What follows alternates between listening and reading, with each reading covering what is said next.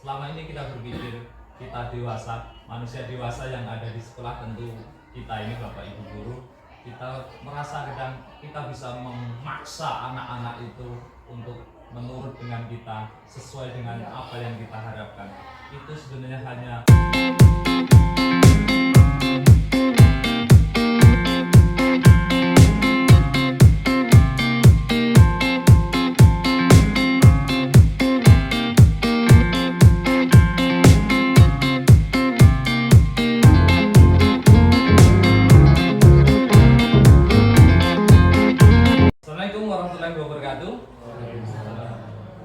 Alhamdulillah, puji syukur pada Allah Subhanahu wa taala, pada hari ini di pagi menjelang siang ini kita bertemu lagi. Izinkan kami berdua, saya Sodik Eko Rusyanto dan sebelah saya Lius Triani. Kami sebagai calon guru penggerak memasuki di aksi nyata untuk budaya positif. Izinkan kami memaparkan ada 5 materi yang akan kami sampaikan. Silakan tolong Pak Lut, naik. Yang pertama, perubahan paradigma belajar. Yang kelima, Pak, keyakinan kelas. Dan yang keenam, posisi kontrol. Dan yang terakhir, segitiga restitusi. Dan apakah Bapak Ibu sudah pernah dengar kata-kata ini sebelumnya?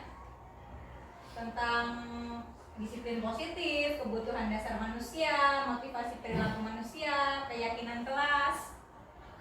Sudah pernah dengar sebelumnya atau ini baru pertama kalinya? Alhamdulillah pertama kali. Alhamdulillah. Berarti nanti bermanfaat ya Pak ya, kita mudah-mudahan. Oke Pak, Bapak Ibu sekalian, hari ini yang pertama kita masuk tentang perubahan paradigma belajar. Tolong Mas Pur, next. Oke, sebenarnya materi ini sudah sejak tahun 1936, sejak embrio Indonesia baru merdeka. Kita punya siapa? Ki Hajar Dewantara. Kenal dong Ki Hajar Dewantara. Beliau pendiri Taman Siswa dari Jogja.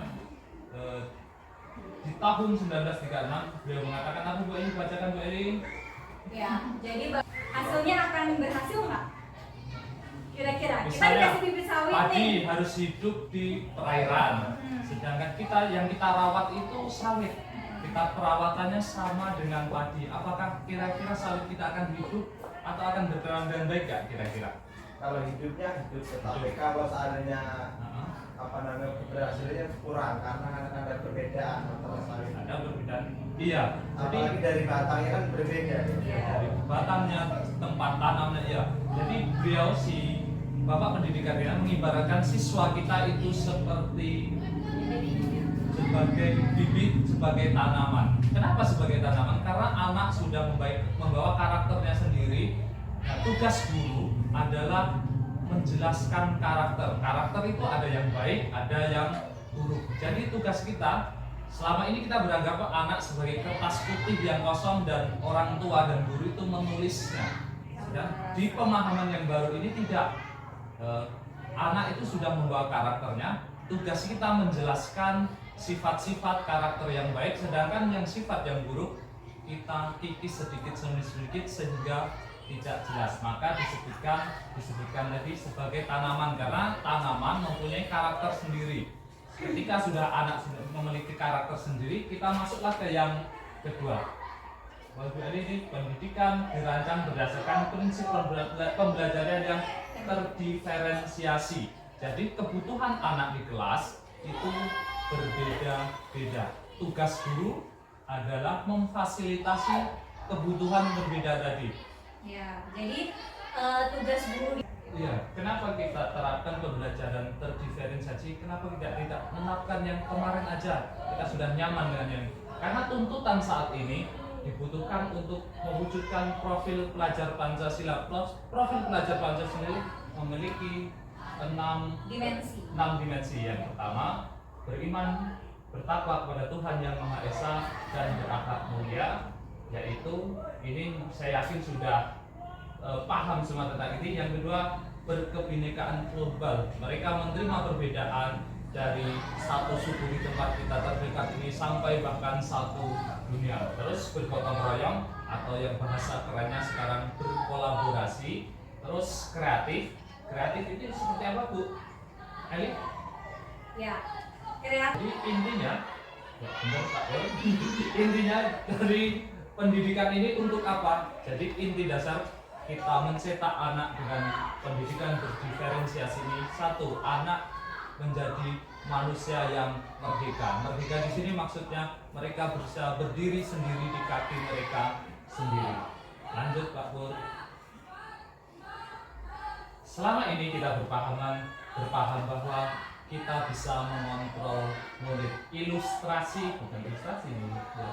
Ilusi sebenarnya. Ilusi guru mengontrol murid. Sebenarnya kita selama ini beranggapan kita bisa mengontrol murid. Kamu harus nurut. Sebenarnya itu hanya ilusi. Kenapa? Ketika murid nurut, sebenarnya ketika kita tekan, kita paksa, itu hanya karena rasa ketakutannya saja. Sebenarnya dalam hati mereka ingin memberontak. Terus yang kedua, Bu, Ya, diri sebenarnya. Seperti itu. karakternya menjadi mati. Dia kehilangan, bahkan bisa jadi Bu, dia kehilangan harga diri di depan teman-temannya. Terus yang ketiga, ilusi bahwa semua penguatan positif, efektif, dan manfaat. Selama ini kita beranggapan ketika siswa kita kasih, oh kamu bagus, kamu kasih bintang 1. Oh kamu bagus nak, saya beri hadiah. Oh hari ini kamu piket, bagus nak, kita berikan pujian, hadiah. Itu kira-kira efeknya akan baik tidak? Selama ini kita berpikir ini efeknya baik, akan berharap akan menjadi kebiasaan. Ternyata tidak. Dia berbuat baik karena pengaruh kita, mengharapkan sesuatu. Ketika kita nggak ada, apakah dia akan tetap seperti bagus seperti tadi? Terus yang mau ditambahin Bu Eli? Ya.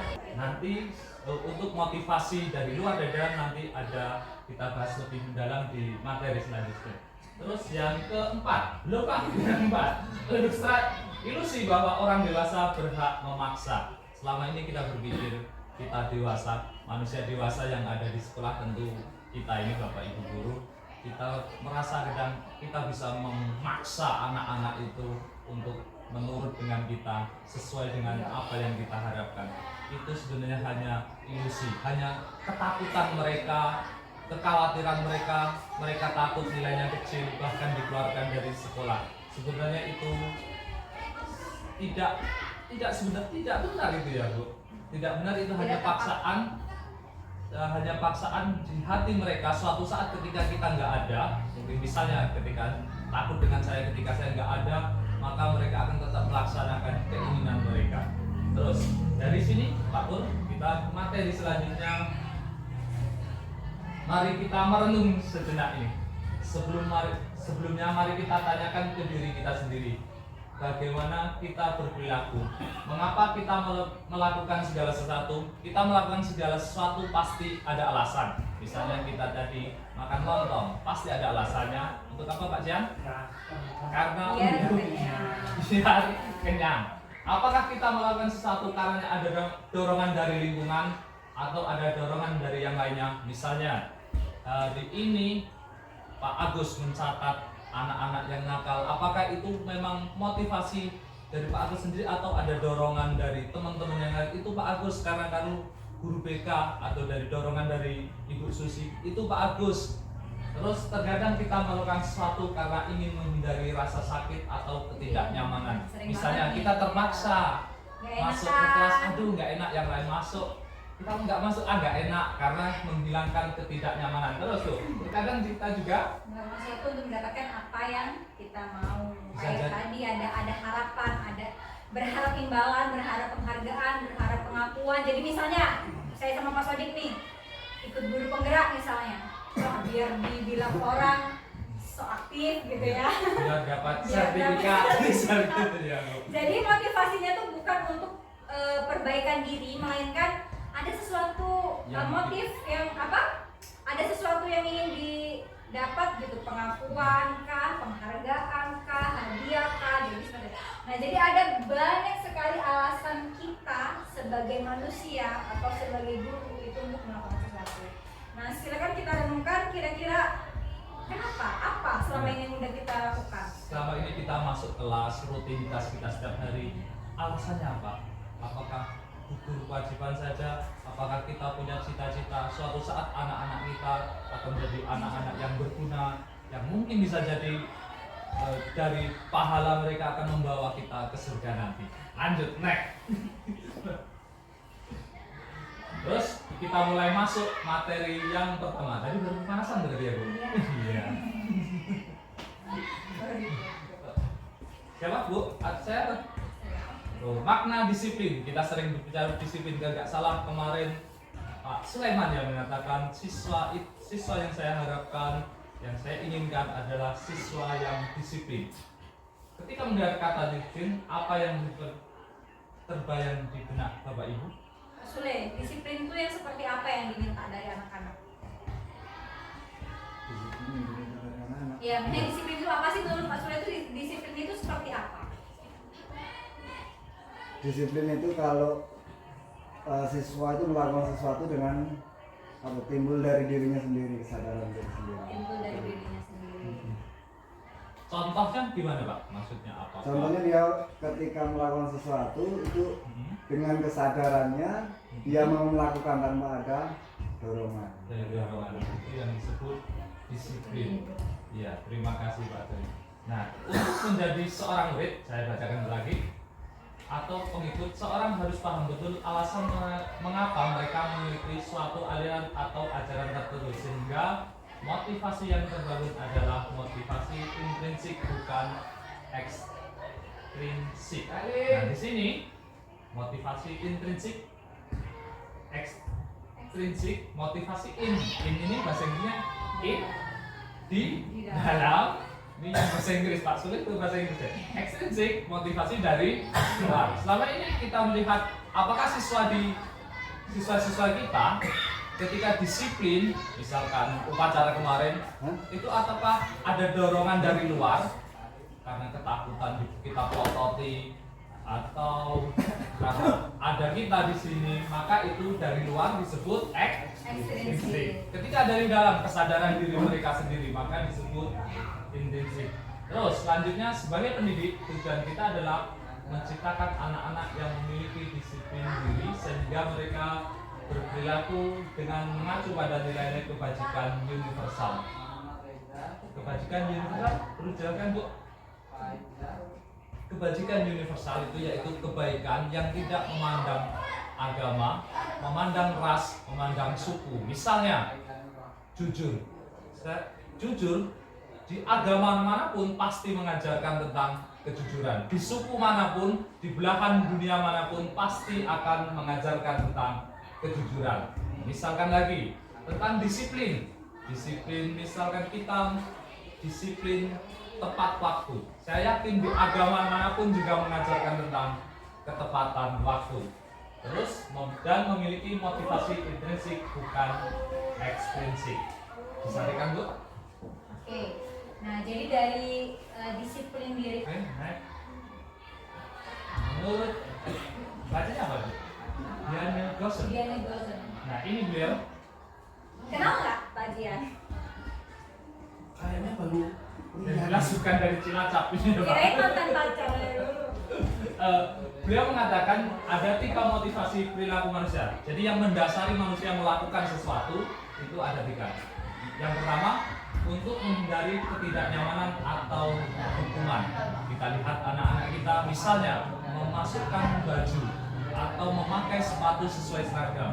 Pertanyaannya, apakah itu memang keluar karena ketakutan terhadap ancaman kita, karena hukuman yang akan dia dapat ketika tidak seragam sepatu tadi, atau memang intrinsik tadi? Terus yang kedua, untuk mendapatkan imbalan atau penghargaan dari orang lain. Ada sebagian di antara anak-anak kita atau bahkan kita sendiri melakukan sesuatu karena ingin mendapatkan reward, imbalan, penghargaan.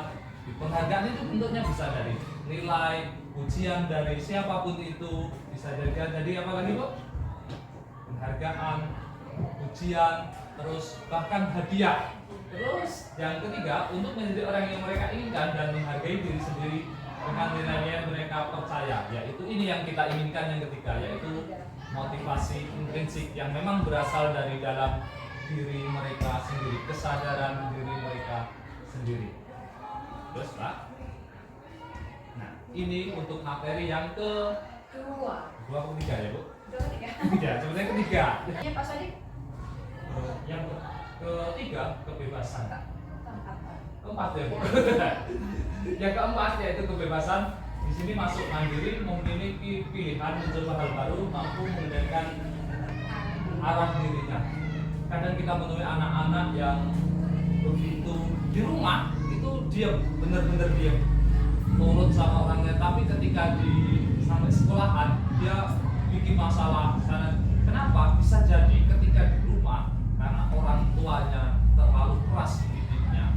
Jadi kebebasannya, kebutuhan dasarnya untuk kebebasan ini nggak terpenuhi.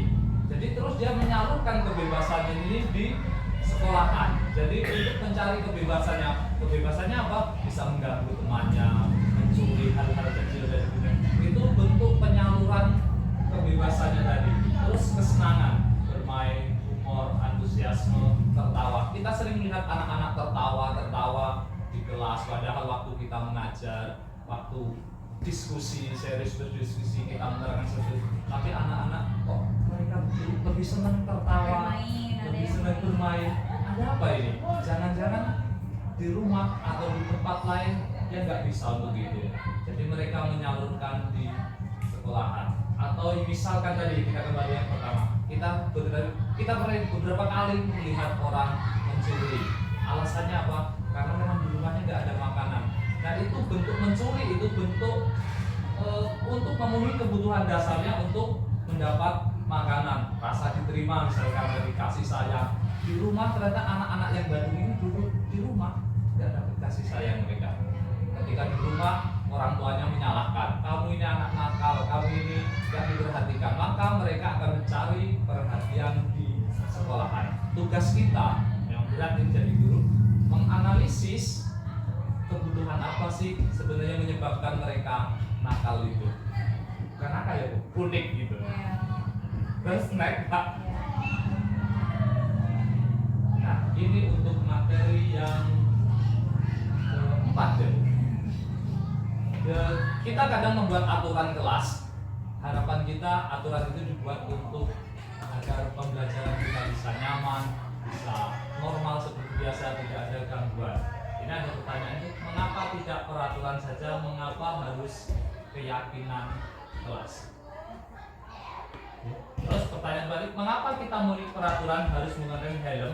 Ini mengapa kita, selama ini kita di jalan harus ada peraturan pakai helm? Sebabnya apa Pak Jan? Kira-kira? Ya, sebenarnya kalau menurut kami pribadi helm itu bukan peraturan, itu sebenarnya kebutuhan bagi diri kita. Iya.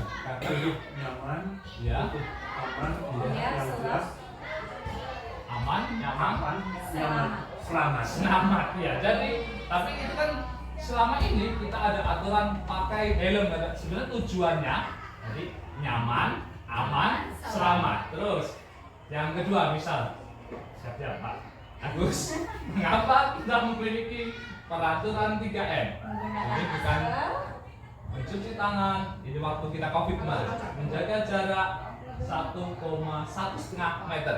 Tujuannya apa itu? Hah? Kira-kira Pak, pakai masker, cuci tangan. Tujuan dari dibuatnya aturan ini apa? Biar apa? Biar apa kira-kira? Atau paham? Atau sama dengan si helm tadi? Apa Pak Pur? Biar terhindar penyakit. Iya, biar penularan. Mencegah penularan. Mencegah penularan. Ya, tujuannya Untuk kesehatan. iya, untuk ini untuk kesehatan, intinya semua ini selamat. Jadi sebenarnya aturan-aturan dibuat itu punya tujuan, yaitu untuk keselamatan. Kalian contoh untuk mendukung motivasi itu sih, kembali ke nilai keyakinan. Kenapa kita memakai peraturan? Karena peraturan tadi di kelas itu merupakan apa ya? Tidak membuat tidak nyaman siswa. Misalnya jangan makan di kelas. Saya yakin siswa tidak nyaman. Peraturan misalkan lagi jangan ribut. Nah, saya nanti ini pasti pada apa ya? Berontak ini. Kok ini? Kan baik Pak Dok, ini dijawab di Ya, jadi inilah selama ini. contoh peraturan ya. Ya, selama ini. Gunakan masker, jangan berlari di kelas atau koridor. Semuanya kalimat perintah. Dengernya aja udah takut gitu Pak ya. Bikin beban. Ya. Beban. Semakin beban bukannya diturutin malah dilanggar Ada biasanya. istilah apa tuh? Peraturan dibuat untuk Dilanggar. Iya. Ya, nah keyakinan kelas gimana Pak Sodi? Kalau tadi misalkan kembalikan buku ke tempatnya, sebenarnya tujuannya. Poinnya apa yang mau kita capai di sana? Iya. Satu yang pertama itu sebenarnya bikin untuk kerapian. Yang kedua untuk melatih anak-anak biar melatih tanggung jawab. Terus dilarang mengganggu orang lain. Misalnya mengganggu lagi, temennya lagi nulis mengganggu. Itu sebenarnya tujuan utamanya itu kelas biar kondusif. Tujuan yang lain yaitu untuk menghormati orang lain. Kita di sini juga kadang membuat aturan harus hadir 15 menit sebelum pelajaran dimulai. Ini juga untuk menghormati orang lain, yaitu menghormati guru dan berkomitmen bahwa masuk kelas itu sebelum bel masuk dia sudah siap di kelas. Dilarang melakukan kekerasan. Tujuannya apa? Keselamatan dan menghormati orang lain. Terus yang selanjutnya yaitu kesehatan, menghormati orang lain, dan intinya kalau kita lihat ini satu, menghormati orang lain. Ketika ditulis menghormati orang lain, maka banyak peraturan sudah tercakup di situ. Misalnya kita tempel di kelas, menghormati orang lain, maka aturan-aturan itu anak cukup mudah mengingatnya. Menghormati orang lain, maka dia sudah nggak akan satu terlambat masuk kelas, nggak akan mengganggu temannya, bahkan nggak akan ngambil pena gitu. Barang Terus snack Pak Bu. ya. Nah, saya ya benar. Ya, terus langkahnya ketika kita akan membuat keyakinan kelas. Yang pertama, kelebihan keyakinan kelas itu lebih abstrak. Maksudnya tadi misalnya menghormati orang lain. Di sini kan abstrak. Kalau kita maksudnya apa? Makanya disebut abstrak, masih seolah-olah mengambang daripada peraturan. Kalau peraturan itu terperinci. Ya, saklek terperinci harus itu. Ketika abstrak Kaku gitu ya. Gimana? Peraturan lebih kaku. iya.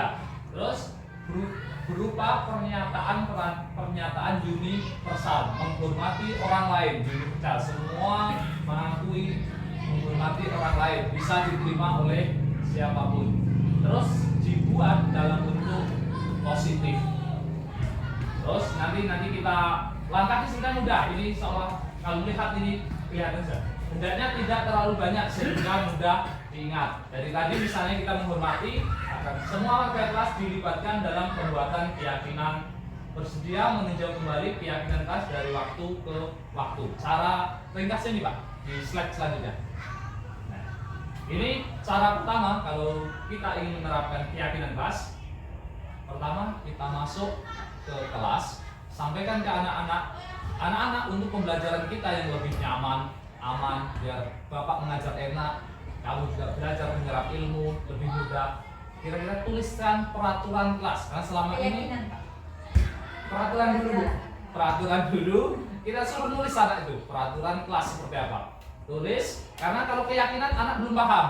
Selama ini kita bertahun-tahun memberikan pemahaman ke anak tentang peraturan. Ditulis peraturan, biasanya anak nulis tidak boleh mengganggu teman, tidak boleh membuli, tidak boleh makan di kelas. Setelah itu ditulis, akhirnya sudah sepakat ditempel. Nah ini merumuskan, ditempel di depan. Kemudian kita kelompokkan bareng-bareng. Misalkan ditulis tidak boleh mengambil pena tanpa izin, kita kelompokkan. Terus masuk ke kelompok mana? Biasanya kita kelompokkan tentang menghormati tadi Bu.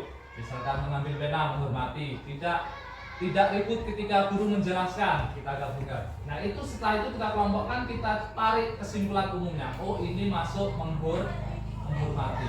Jadi dapat satu keyakinan kelas yang ditulis menghormati. Jadi ketika anak-anak misalkan ganggu temannya, oh nak kamu berarti sudah melanggar keyakinan kelas kita menghormati. Ada anak yang ribut, misalkan menghormati, terus menghormati juga ribut, jadi bisa juga dimasukkan ke semangat belajar. Setelah itu kita dapat misalnya menghormati, semangat belajar, rapi, tidak lihat-lihat kelas.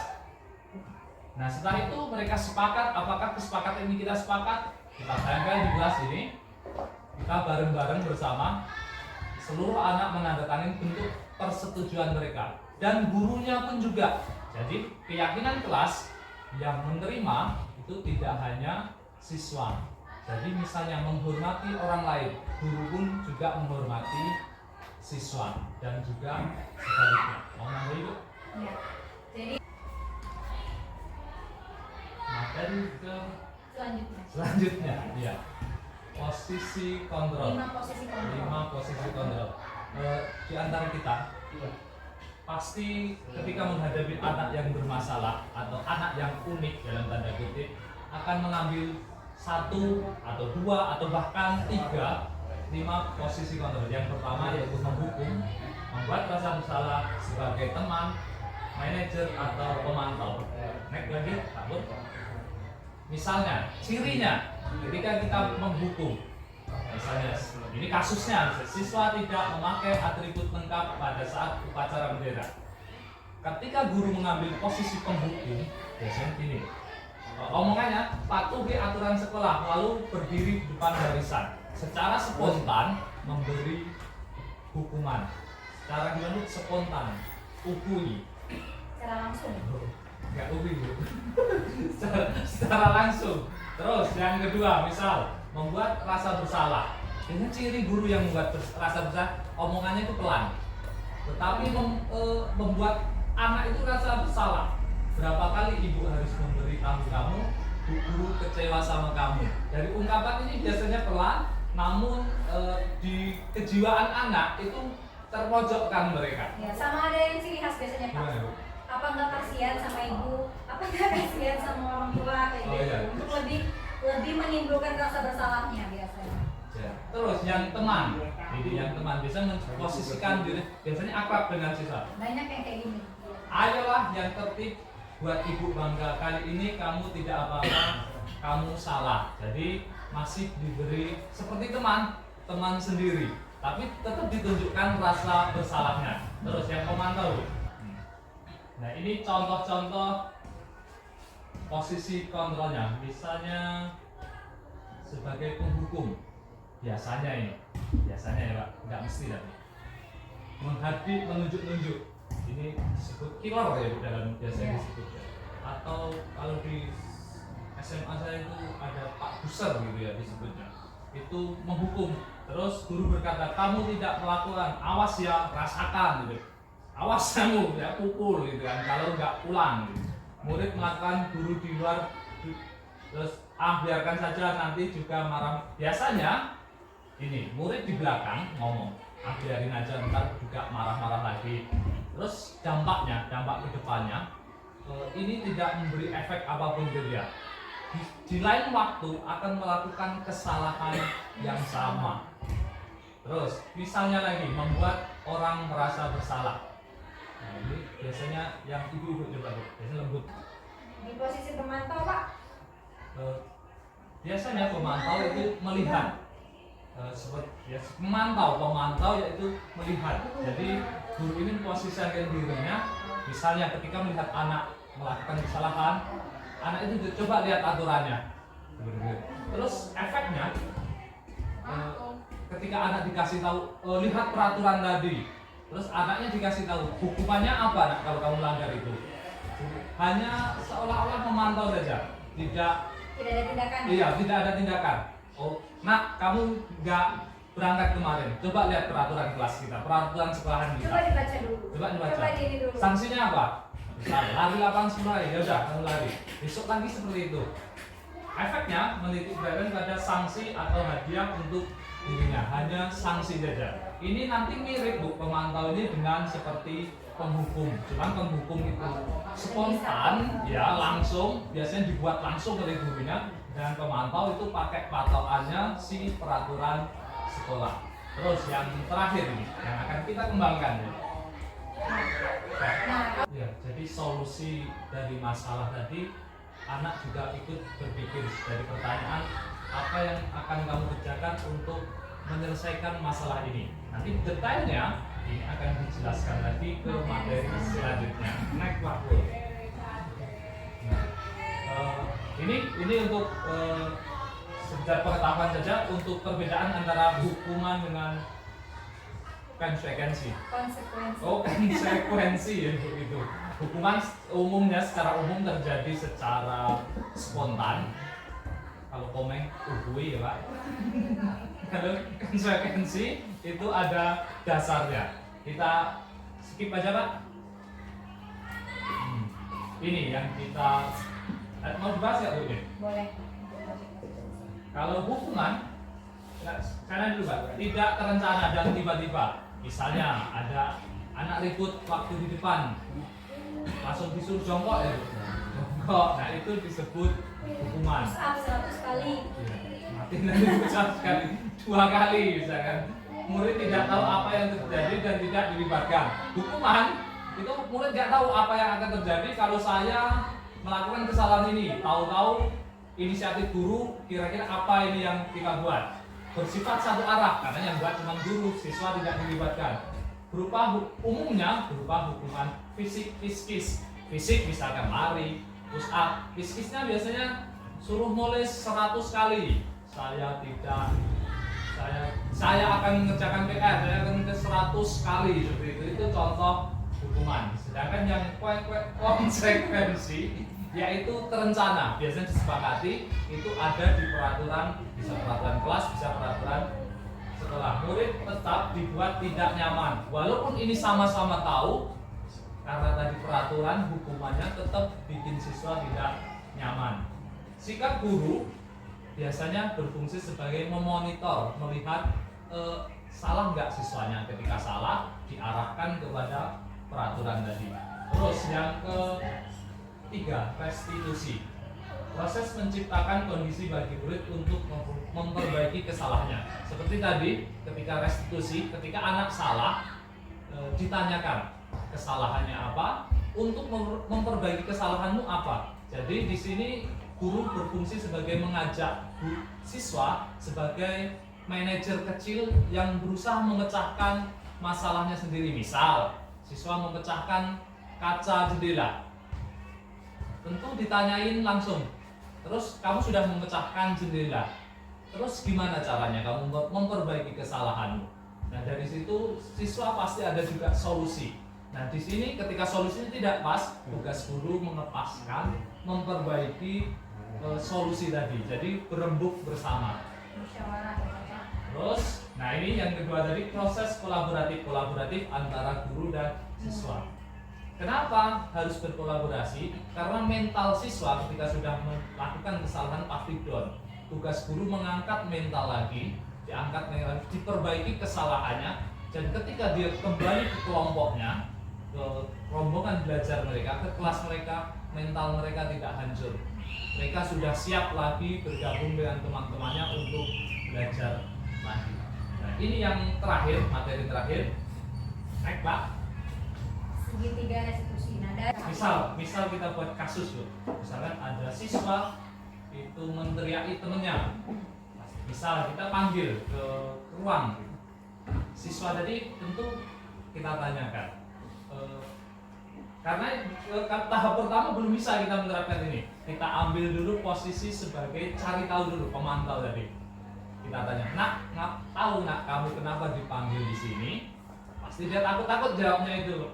Nanti karena kan kita sudah tahu masalahnya. Misalkan kita buat pertanyaan, oh berbuat salah itu sesuatu yang manusiawi kok nak? Boleh saja. Emang apa yang kamu lakukan tadi nak? Jadi dari perkataan tadi, berbuat salah itu yang manusiawi. Itu membuat anak menjadi lebih terbuka. Oh bapak ini sepertinya mendukungku gitu. Sebenarnya tidak, ini tahap awal kita untuk istilah pendekatan ke anak tadi, menstabilkan identitasnya. Terus next Bu, kita kembalikan ke kasus tadi. Anak apa tadi Bu? Oh teriaki temennya dia. Di situ tadi kita sudah nanyakan apa yang dilakukan. Di sini kita tanyakan, apa sih nak alasan kamu meneriaki temenmu tadi, berkata kasar ke temenmu? Dia mengatakan, iya Pak, karena dia mengejek orang tuaku. Oh iya bener, siapa sih yang nggak marah orang tuanya dihina? Pasti kamu bisa melakukan hal yang lebih parah dari tadi. Bapak yakin di situ. Nah, tujuannya apa di sini? Tujuannya ketika mengatakan itu, anak akan lebih terbuka ke depannya. Ketika ditanya lagi, akan lebih terbuka. Tujuannya yang kedua, sebenarnya kita ingin cari tahu anak ini kebutuhan dasarnya apa. Jangan-jangan berteriak tadi, misalkan karena di rumah dia nggak ada kebebasan. Makanya di sekolahan ketika ada temannya buat sedikit masalah, dia bikin masalah yang lebih besar. Lagi? Nah, di sini di langkah yang terakhir. Ya, jadi tadi misalkan tadi karena masalahnya dia dua, satu teriaki temennya dan temennya pasti nggak terima. Jadi kita tanyakan dari kesalahanmu apa yang akan kamu tawarkan, solusi apa untuk menyelesaikan masalah ini. Nah, jadi tugas kita berdiskusi dengan siswa agar siswa di sini diposisikan dia punya solusi, maka disebut manajer juga ya, menyelesaikan masalah sendiri. Harapannya ketika sudah dilatih anak menyelesaikan masalah sendiri, ketika ada masalah-masalah lain dia bisa menyelesaikan masalah sendiri. Tujuannya dari segitiga restitusi ini adalah menyiapkan anak ke dunia yang ke depan yang masalahnya akan lebih besar. Mungkin di sekolahan ini masih ada kita Bapak Ibu guru yang memperhatikan mereka menyelesaikan masalahnya, tapi di luar pertanyaan siapa yang akan menyelesaikannya. Maka dari sini kita bentuk anak-anak kita, melatih agar kedepannya anak-anak kita bisa menyelesaikan masalahnya masing-masing. Seperti itu Bu. Ya. Sekian closing Bu. Dari pemaparan tadi mungkin masih ada yang ingin didiskusikan atau ditanyakan seperti itu. Ada yang ditanyakan sudah?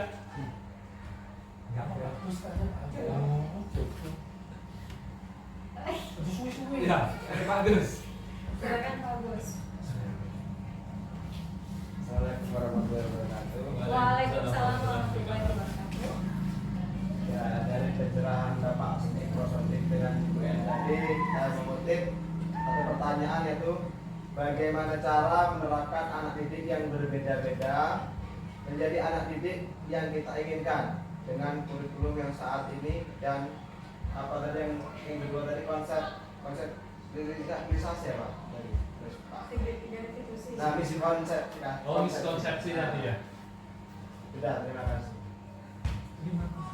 Oh ya, bagaimana kita bukan menerapkan, mungkin mendidik anak dengan karakter yang berbeda-beda tadi agar mereka bisa berhasil lah seperti yang kita harapkan ya Pak ya.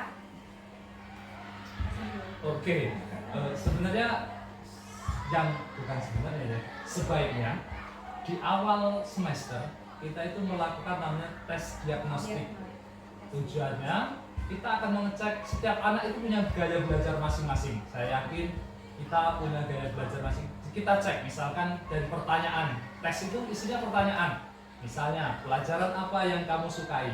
Kalau jawabannya dia olahraga, boleh jadian anak itu belajarnya lebih suka yang bergerak. Berarti kita nanti terus mungkin ada lagi yang anak belajarnya dengerin ceramah, berarti anak itu yang audio mendengarkan. Nah, dari situ dari awal tadi kita rancang pembelajaran kita ke depan. Oh, berarti anak ini yang misalkan bergerak tadi itu kita kelompokkan, kita bentuk satu kelompok kalau memungkinkan, kalau tidak memungkinkan dua kelompok dan berkelompok-kelompok, dan kita berikan tugas masing-masing mereka. Misalnya prakarya. Di prakarya itu misalnya kita buat video misalnya video tentang berita, baca berita. Anak yang suka menulis kita kasih tugas untuk membuat menulis apa yang akan dibicarakan di depan. Anak yang suka tampil di depan kamera action, maka dia yang membacakan. Anak yang suka bergerak tadi memegang kamera, kita tugaskan memegang kamera. Jadi tugas kita memang lebih berat dibanding guru-guru zaman dulu Pak. Kalau dulu kita cukup di depan kasih materi sama. Nah di sini materi yang kita berikan bukan materi, tugas. Kalau materi tetap sama, tugas yang kita berikan itu setiap anak berdasarkan kelompok mereka. Maka di sini tadi pertanyaan, Pak nanti kelasnya pasti akan kacau. Di awal pasti iya. Di awal pasti iya. Tapi dengan berjalannya waktu, anak-anak akan mulai mengerti, kita pun juga mulai tahu selahnya. Gimana selahnya kita akan masuk, oh di sini. Jadi kita sama-sama belajar. Saya pun juga belajar. Baru beberapa kali saya dapat materi ini. Yang pasti karena tadi berdasarkan konsep yang di awal tadi, setiap anak itu berbeda. Nah, maka pembelajaranmu kita juga berusaha berbeda. Ya, Mau ditambahin? itu yang terima kasih. Cukup Pak? Cukup. Ya, terima kasih Bapak Ibu sekalian atas waktunya hari ini. Kami berdua di sini bukan bermaksud untuk menggurui atau apa ya Pak ya, hanya berbagi ya. Kami di sini niatnya hanya berbagi apa yang sudah kami dapat lebih dulu kepada Bapak Ibu sekalian, agar manfaat yang kami terima juga bisa menular ke Bapak Ibu sekalian. Harapannya agar pembelajaran di SMP Negeri Rejosari ini juga bisa berjalan dengan lebih baik dan sesuai dengan kurikulum yang berkembang saat ini. Jadi untuk lebih dan kurangnya saya dan Pak Sodik mohon maaf jika dalam penyampaian ini ada kata-kata yang salah, dan maaf kami juga belum mahir dalam menyampaikan materi. Jika ada yang kurang-kurang, mungkin nanti Bapak Ibu ada yang lebih tahu bisa sharing juga ke kami, demi sama-sama kita memperbaiki apa yang sudah ada menjadi lebih baik agar SMP Negeri Rejosari ini bisa berkembang lebih maju lagi. Bapak sudah langsung tutup. Oke. Terima kasih atas perhatiannya. Wassalamualaikum warahmatullahi wabarakatuh.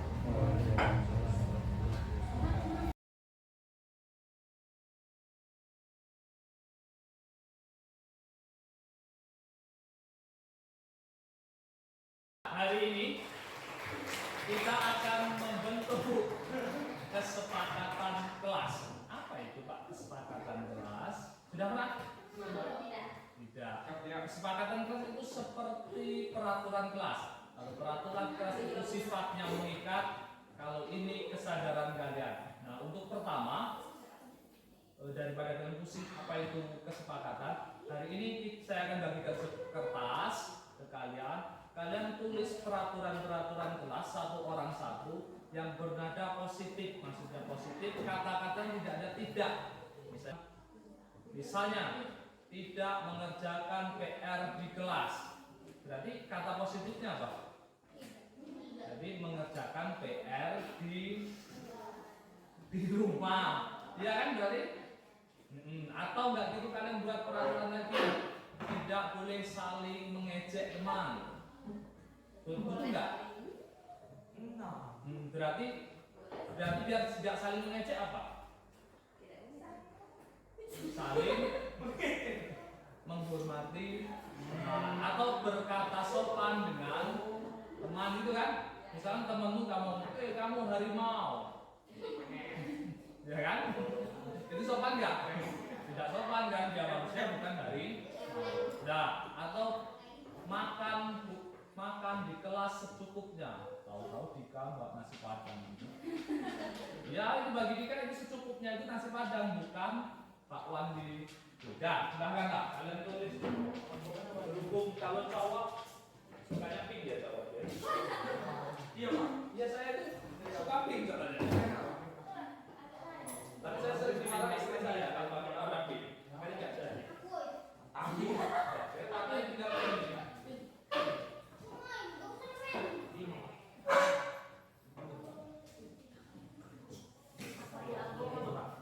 Silakan pikirkan terus tulis satu orang satu bersamanya biar pikirnya nggak selalu kering.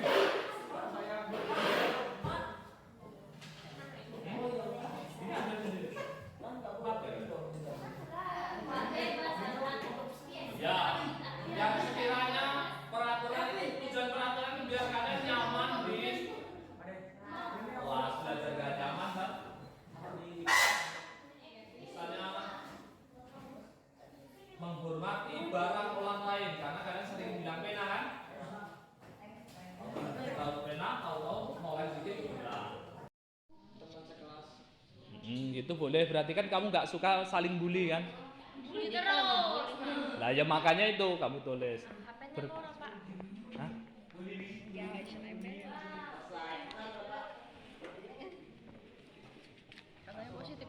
Kata positif. Ya, yang positif. Sudah. Daftar ya. Pasang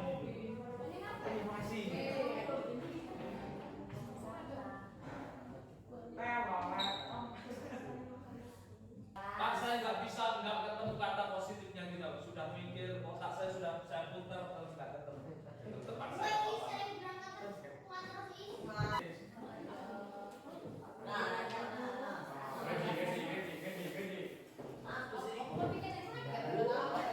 Sudah? Kalau sudah ditempel di sini.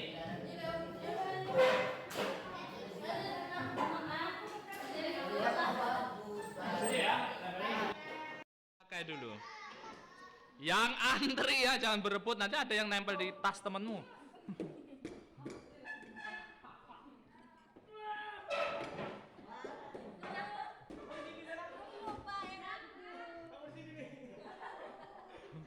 Ngapa gak sekalian ngambil meja, taruh di atas itu.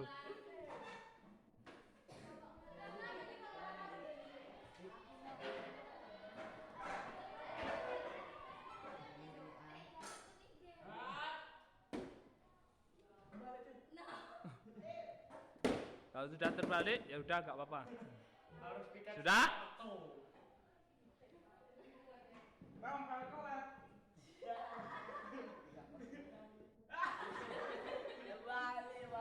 Ya udah terbalik, terpaksa udah ketutup, gak apa, ntar kan bisa kita buka.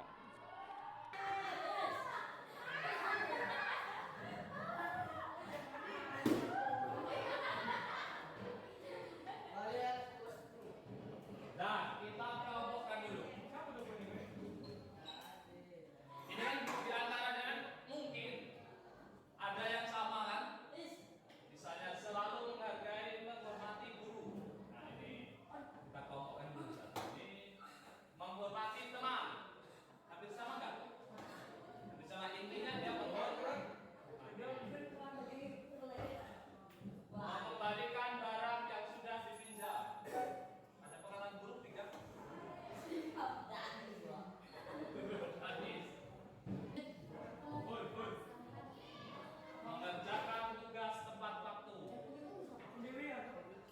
Saling menghargai, tidak mengejek teman.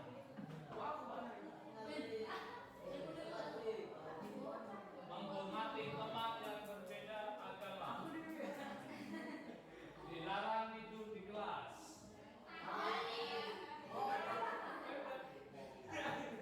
Nah, misalkan ini kita kelompokkan.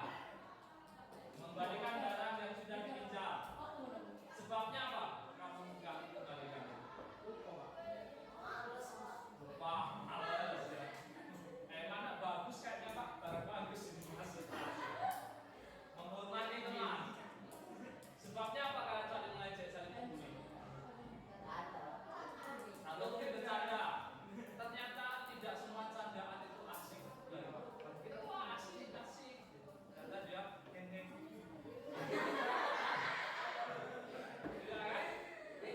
Kadang ada kejadian bercanda dan ada cerita ini kisah nyata. Dia itu orang tuanya di Bandung, dia disekolahkan di satu kota. Dia sendirian di situ sama teman-teman. Kamu ada di kurang, kamu itu di sini terus. Dia teman saudaramu di Bandung, semua kamu di sini.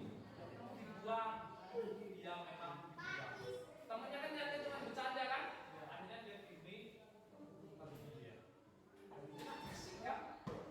Ini bagi kita sepatunya jebol. Padahal dia minta ibunya udah berkali-kali gak dikasih. Baik, kita asik kan ya? Saya dia sedih, menangis nih. Sebabnya apa kita ngejekin Pak? Karena kita tidak saling menghargai.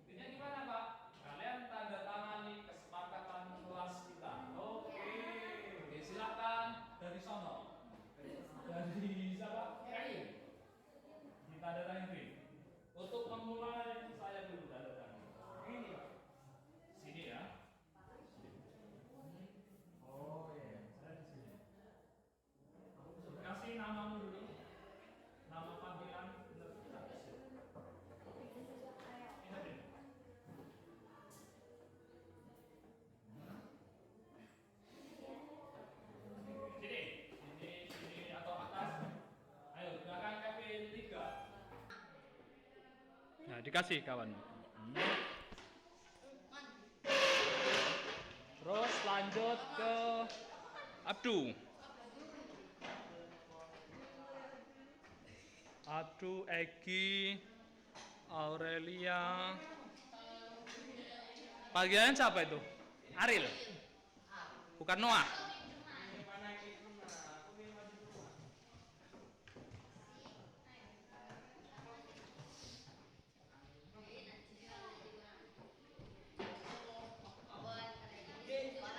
Ini calon Pak Kades tanda tangan gitu ya.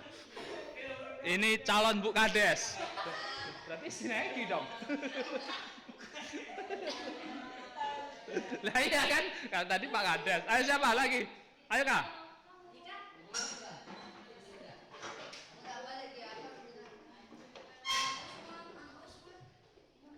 Antri dulu Denis. Masa? Hah? Ya tapi kan dulu nih di belakangnya. Diantri dulu ya. Antri dulu. Menghargai teman yang di depanmu. Ini punya siapa ini? Ya harus antri. Kan kita sudah sepakat saling menghargai. Berarti tidak boleh mendahului. Tadi kamu di mana? Belakangnya siapa? Ya berarti kita harus menghargai. Ini udah sepakat. Hasan, terus siapa ini? Oh Nini.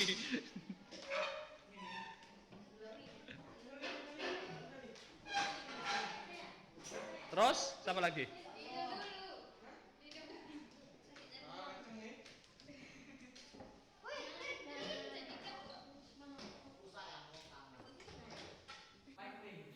Berarti nilai yang dilanggar apa? Berarti dia melanggar nilai pertama, tidak hargai.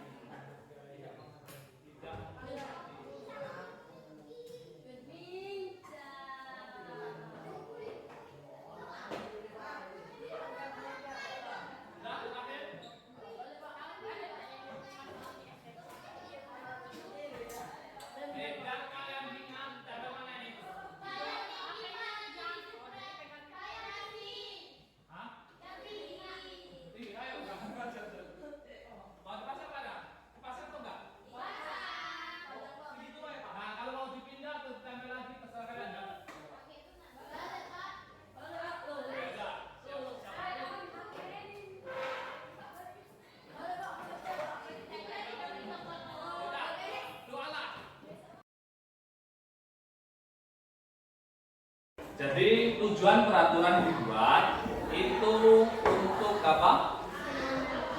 Biar kalian belajarnya nyaman. Ya dipikir dulu matang-matang. Jangan sampai peraturan itu akan menyulitkan kalian sendiri. Gitu ya.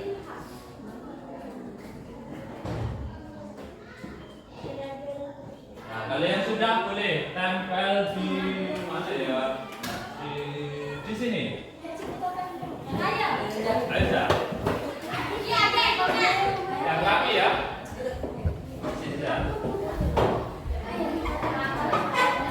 Sebelahnya atau bawahnya? Kasih ya, kasih. Ya. Sini. Nih dua ini sama kan? Agak bawah sini.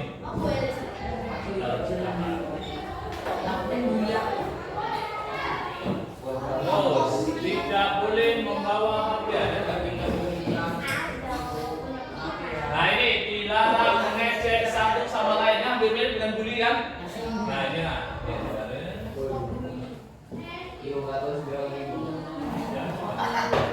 Terus ada nggak yang bully lagi ini?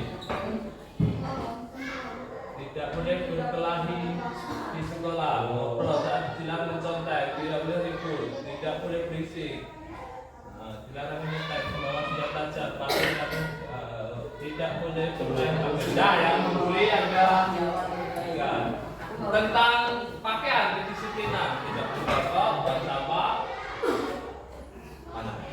ngobrol, mencontek, ribut.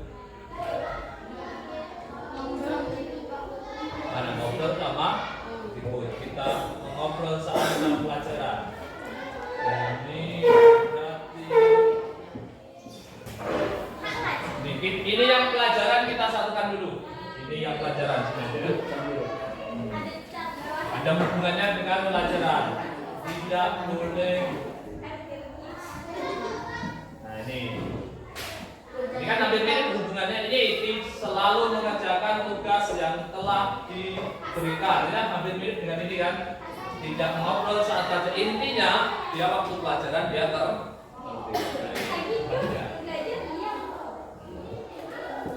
nanti kita jelasin lagi.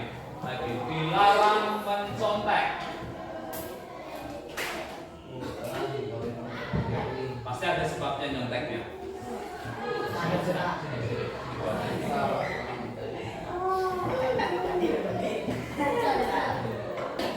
Tidak boleh berkelah diam. Sebabnya berkelahnya apa kalian?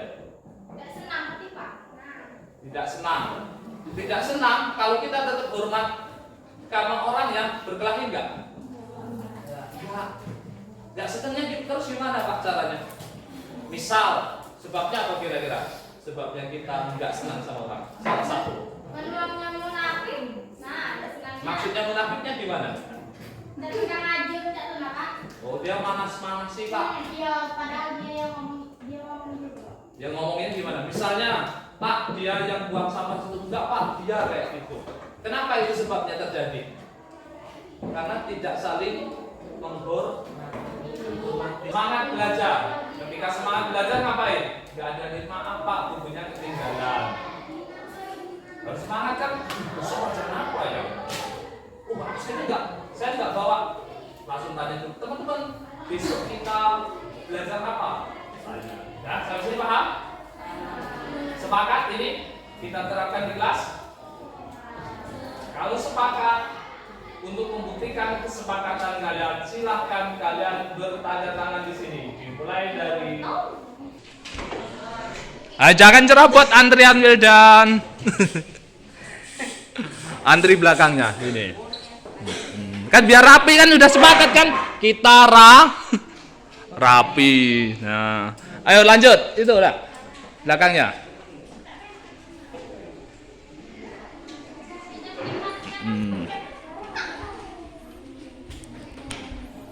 Ada yang tanda tangannya bebek. Saya pernah lihat tanda tangan tuh bebek.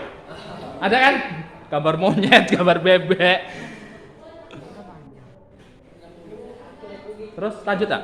Adri di belakangnya. Aja.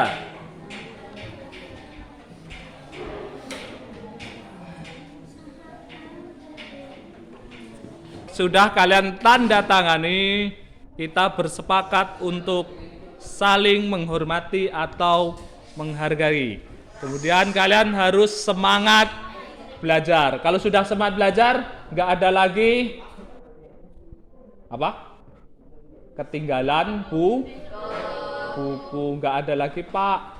Lupa nggak bawa pena, Pak.